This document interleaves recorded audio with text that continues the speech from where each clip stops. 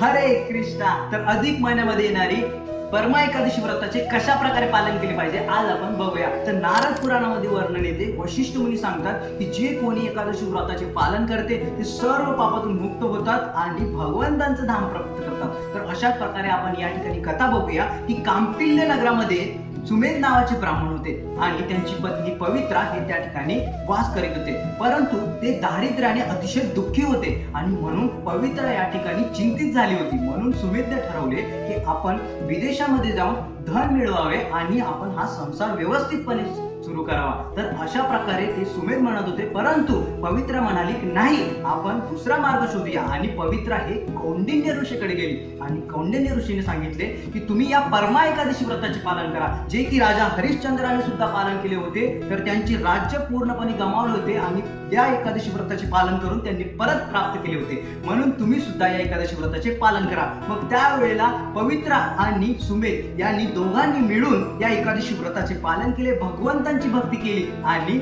या ठिकाणी त्यांना धन परत मिळाले. तर अशाच प्रकारे आपण सुद्धा या एकादशी व्रताचे पालन केले पाहिजे, भगवंतांचे नित्य नामस्मरण केले पाहिजे आणि हरिकथा ऐकली पाहिजे आणि विशेष म्हणजे तीर्थस्थळी जाऊन आपण स्नान सुद्धा केले पाहिजे. तर अशा प्रकारे आपण या एकादशी व्रताचे पालन करून भगवंतांची भक्ती करू शकतो. हरे कृष्णा. धन्यवाद.